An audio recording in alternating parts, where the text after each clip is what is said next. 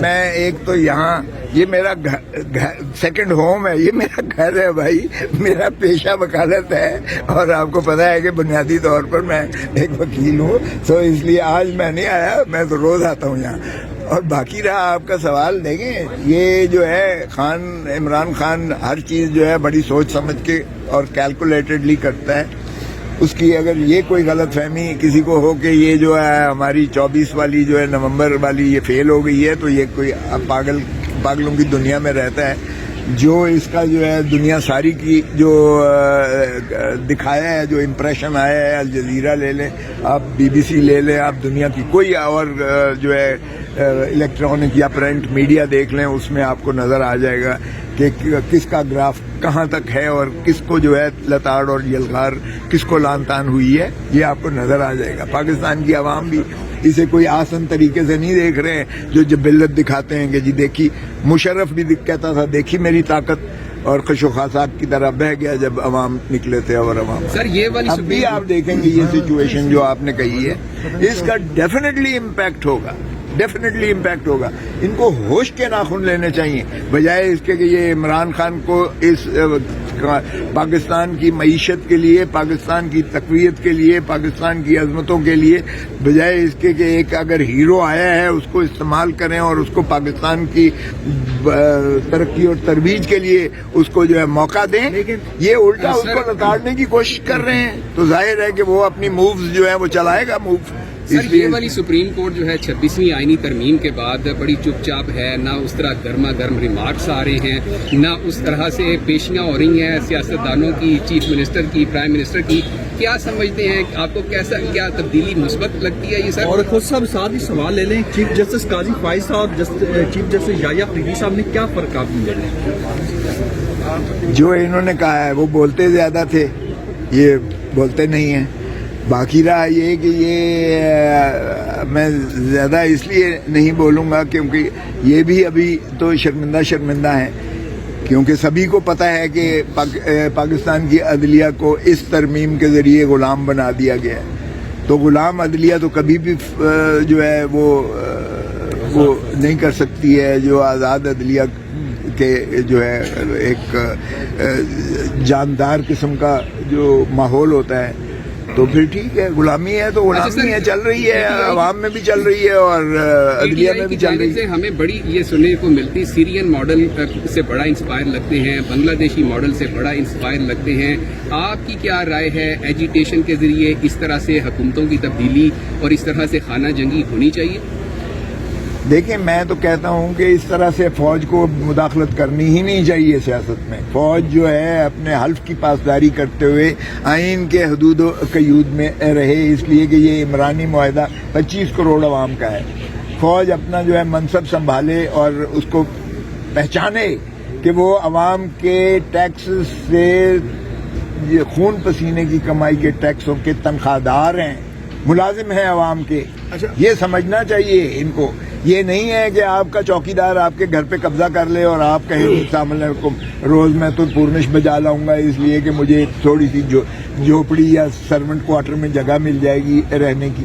کو خدا کا خوف کرو یار, بنیادی حقوق اور مسئلے کو دیکھو. کیا مسئلہ یہ ہے اس ملک کا کہ آپ ہمیں کہہ رہے ہیں کہ جی خانہ جنگی کی طرف دھکیل رہے ہیں, یا اس فسطائیت کی حکومت جو ہے اپنا حکومت میں رہنے کے لیے یہ شہباز شریف جو ہارا ہوا ہے, نواز شریف جو ہارا ہوا ہے, خواجہ آصف جو ریحانہ ڈار سے ہارا ہوا ہے, یہ فارم 47 کی پیداوار, یہ گھس بیٹھی ہے جو چور ڈاکو مینڈیٹ لوٹ کر انہوں نے جو ہے ملک پہ قبضہ کیا ہوا ہے. آپ کہتے ہیں غاصب اور قابضوں کو ہم جو ہے وہ بالکل تسلیم کر کے پورنش بجا لائیں, تو پھر بھائی آزادی لینے کی کیا ضرورت تھی؟ خاکی ہیٹ والا بہتر تھا, پھر انصاف تو دیتا تھا.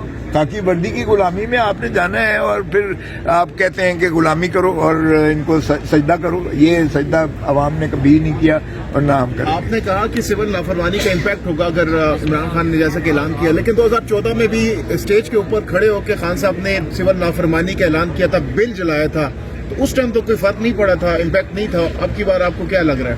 2014 اور 2024 میں کوئی فرق نہیں ہے.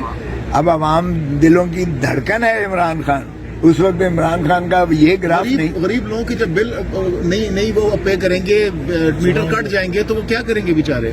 तो वो यही करेंगे, तंग आमद बजांगा आमद, फिर आए ना। फिर ये जो एक भी फटका, एक भी मार नहीं, ये जरा ये हट जाए एस्टैब्लिशमेंट, जरा इमरान इससे शहबाज शरीफ से हाथ उठा ले, फिर देखेंगे एक दिन, एक लम्हा भी ये हुकूमत रह सकती है, एक लम्हा भी नहीं रह सकेगी। सर ये बताइएगा, एक फार्मूला भी हमें खबरें आ रही हैं कि फार्मूला बनाया जा रहा है कौमी हुकूमत का, जिसमें फैसल वाडा साहब कहते हैं कि इमरान खान का जो मैंडेट है उसको भी थोड़ा बहुत तस्लीम करना पड़ेगा। आप लोग इस जो फार्मूला है उसमें आएंगे? क्या आपको ही चांसेस है कि पीटीआई इस कौमी हुकूमत का हिस्सा बने, या मौलाना के साथ बैठ के, पीपल्स पार्टी के साथ बैठ के कोई आप आगे जाके कोई लाए अमल ऐसा दें? लेकिन पहले तो बात ये है कि फैसल वावड़ा के पास कौन सा अख्तियार है जो है इतनी लंबी लंबी और इतनी बड़ी बड़ी बातें करते हैं। हाँ, ये ठीक है कि वो इस वक्त जो है शेख रशीद बना हुआ है मीडिया का, क्योंकि मीडिया एक जमाना होता था कि शेख रशीद भी 20-20, 24-24 चैनल्स के ऊपर जो है छाया होता था। आजकल जिस तरह फैसल वावड़ा माशाल्लाह छाया हुआ है, आपको कोई चीज उसकी अच्छी लगती है तो फिर आपको ज्यादा पता होगा। सर पेशन गोइयां अच्छी करते हैं वो, कि वो किसकी बोली बोल रहा है, फिर आपको पता होगा। मुझे तो कोई भी ऐसा पता नहीं है, ना उसके पास कोई अख्तियार है, ना उसका कोई वो कद काट है कि लोग उसके कहने पर जो है इकट्ठे मिल बैठ कर, ना वो नवाबजादा नसरुल्लाह खान है कि वो सारों को इकट्ठा कर लेगा।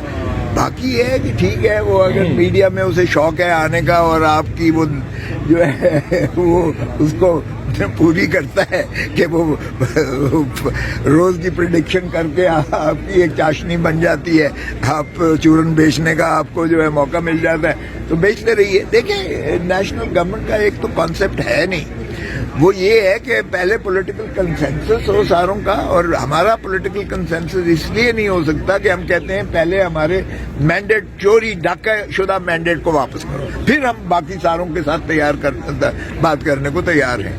देखें, 180 का मैंडेट हमें दे दें, हमारा जो मैंडेट है वो चोरी शुदा डाका शुदा वो वापस कर दें, फिर मिल बैठ कर बात करें। अगर आपको कौमी जो है हुकूमत में आपको हिस्सा लेने की शौक है, क्योंकि बलूचिस्तान में भी एक वक्त में 67 में से 66 जो है वो वजीर थे, 66 मेंबर जो है वो वजीर थे, और एक अकेला जो था वो लीडर ऑफ द ऑपोजिशन था, उसका स्टेटस भी जो है वजीर का था।